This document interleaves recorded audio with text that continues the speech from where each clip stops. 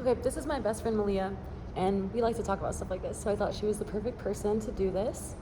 Okay, so first I'm going to start with the podcast. So, in a 2025 podcast from the UC Berkeley Center for the Science of Psychedelics, they discussed how psychedelics can be used for anorexia treatment. A researcher named Marissa Raymond Flesh, who's a pediatrician at the University of California, San Francisco, who mainly works with teenagers, told us that if you have a severe and chronic mental illness, your mind gets stuck in these ruts where it's very hard for it to change paths, and this is called the default mode network. And she says that this is how we think when we don't give our brains anything else to think about, or like give it any other information or like experiences to change our thoughts. And on fMRIs of patients after they dose with psychedelics, you can see new pathways in the interconnectivity all over the brain. So this is important because a symptom of anorexia is called like being egosyntonic, which is basically when you value your disorder, which makes it harder for you to recover and engage with the treatment because it fits into your identity that you have this disorder. So you don't want to lose the attachment. Basically, psilocybin has the potential to erase that attachment and change your identity.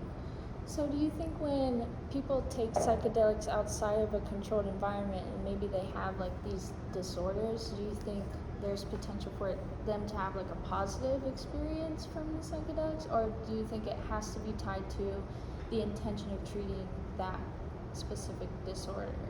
No, I think everyone has like thoughts that are reoccurring, and maybe even if they're subconscious, everyone has like thoughts that come up a lot, and if you kind of want to give yourself a blank slate or an opportunity to be open to new things that you didn't even know you could be open to, I think this is a great way to like erase those ruts in general and be open to new experiences and thoughts.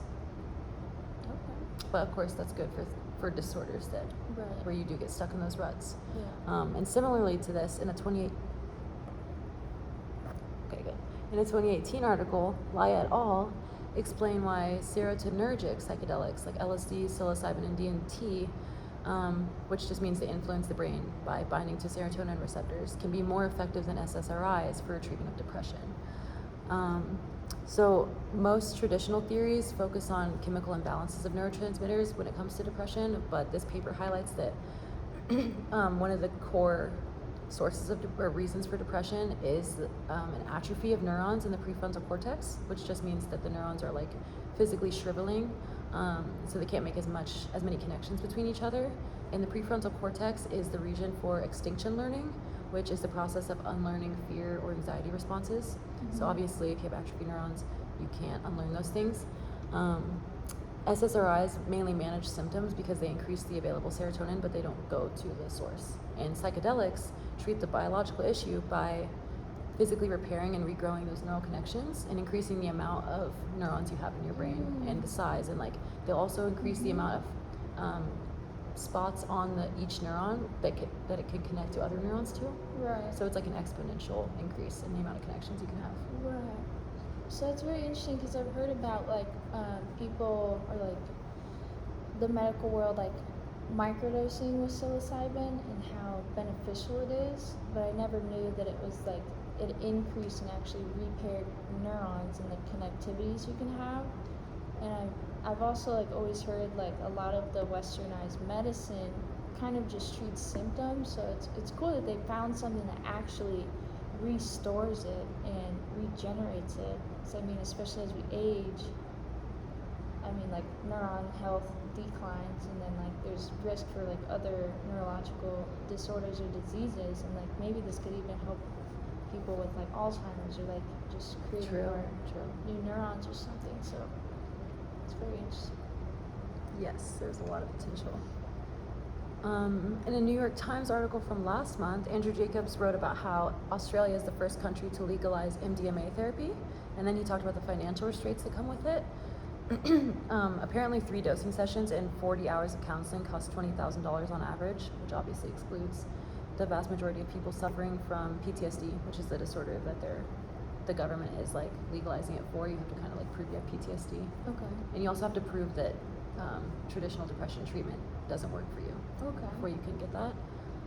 But their largest private health insurance company and their Department of Veteran Affairs both agreed to cover the cost of the therapy completely for everyone. So it's definitely like accessible to a group, but like, do you know how would somebody work on like proving that the PTSD medicine, doesn't work for them, or like is that the same Yeah. process for every patient that they have to go through to prove? Yeah, I think that that's part of my concern, because the article didn't go into that depth, because it would probably be like in the like legality of the laws they wrote up and the policies. Right.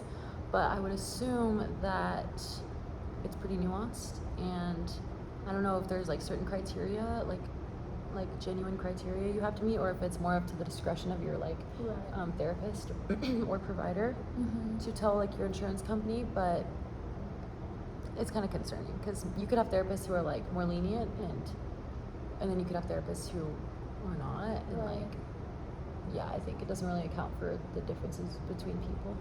I mean, it's definitely a start, like, if that's even being legalized. I mean, Yeah, that's true. Yeah. For sure. It is. I was kind of surprised that it was Australian, honestly. Yeah. Okay, there's this new, a drug that's becoming more popular called ibogaine, and it's used to treat. A study done in 2022 by Natalia Vorobieva and Elena Kozlova talked about how a lesser-known drug called ibogaine can provide treatment for substance use disorder, and specifically opioid use disorder. Ibogaine comes from the iboga plant, which is native to Central West Africa, and it's been used in rituals for a very long time, Okay. in like indigenous treatments. Mhm. And basically it's able to disrupt the amount of dopamine that the NMDA receptors in your brain take into your brain. When you have too much dopamine coming in, your brain kind of like makes it a habit, and it associates that dopamine with the source, and so that's why you create the habit and the addiction of needing that drug. Okay. But ibogaine is really amazing because it can also treat other disorders that are characterized by excessive dopamine, like depression and bipolar disorder, schizophrenia and psychosis, and autism spectrum disorders. And it's also been shown to significantly reduce withdrawal symptoms Mhm. from like drugs that are associated with really, really bad withdrawal symptoms, Okay. like opioids. So this one's NMDA, is that what it's called? Um, Or sorry, no, what's that's the drug receptor. called? It's Okay, ibogaine. ibogaine. Yeah. So like this drug, it kind of inhibits receptors, is that right? And then like Yeah. there's like other psychedelics that actually open up new pathways, but this one kind of blocks pathways, is that right? Yes, Okay. yeah. And it does have like other effects, like being able to impact like your neural pathways in your Okay. brain. But it's really good because it blocks those pathways. But also, I read another article that was like, I didn't have it in this, but I read an article from our discussions that was saying like the subjective experiences of people who do ibogaine. A lot of people say they have like a slideshow of their life, Mm. and it's like, it kind of seems like they related it to like when they're dreaming. They said that's what it seems like, and they'll have like a slideshow of everything, and so it still impacts you like your thoughts, and your like impacts you psychologically, Right, and, okay. like your emotions and everything. Yeah. So it's good because it can like chemically impact you and positively affect your chemical imbalances, and then also positively affect your thoughts. Mm. Yes, and then so a lot of research and scientists are finding that a lot of psychedelic experiences and mental improvement seem to be, or not psychedelic, microdosing psychedelic experiences seem to be a placebo effect, which means there's no significant biological impact. But in a 2017 research study, Bernstein and Brown found that in many cases, the placebo was shown to be as beneficial as medication for the treatment of various psychiatric disorders, which like including depression, anxiety, and ADHD. And they point out that even in cases where patients know they're undergoing a placebo effect, there's still an improvement in symptoms, even when they know it's placebo before they go in. But this is specifically for microdosing. Okay. So is it like they are still receiving some sort of physical thing and they know that it's placebo?